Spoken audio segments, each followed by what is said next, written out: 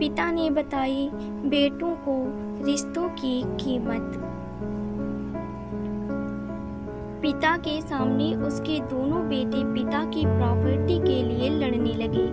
देखते ही देखते झगड़ा बड़ा होता चला गया। ऐसी परिस्थिति में पिता का रिएक्शन बड़ा आश्चर्यचकित करने वाला था, क्योंकि बेटों को लड़ता हुआ देखकर वो जोर जोर से हंसने लगा।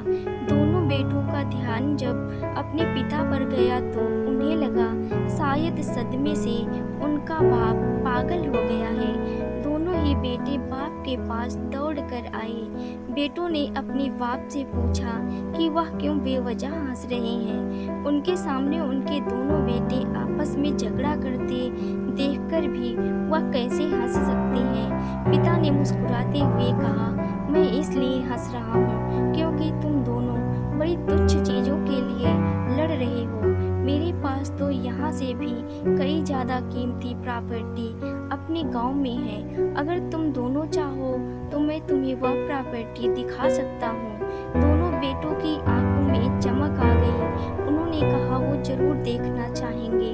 अगले दिन बाप और दोनों बेटे कुछ सामान पैक करके गांव की बस में बैठकर अपने गांव के लिए निकल गए। गांव में पिता अपने दोनों बेटों को एक आलीशान हवेली की तरफ लेकर जाने लगा।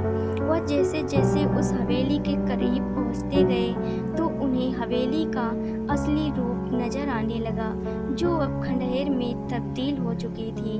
हवेली के पास पहुंचकर बाप हवेली के बाहर बैठकर फूट फूट कर रोने लगा।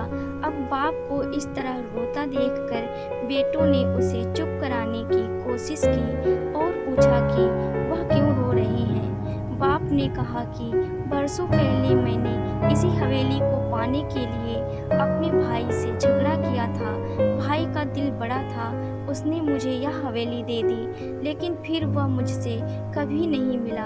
अब वह विदेश में जाकर रहता है और आज तक उसने मुझसे कभी बात ही नहीं की। देखो, जिस हवेली के लिए मैंने पाने के लिए भाई के अनमोल रिश्ते को खो दिया, वह हवेली आज किस हालत में है। तुम दोनों भी वही गलती करने जा रहे हो जो मैंने वर्षों पहले की थी। तुम दोनों भी उन्हीं तुच्छ सी चीज़ों के लिए लड़ने लगे हो जिनकी आगे जाकर रिश्तों के मुकाबले कीमत शून्य होगी।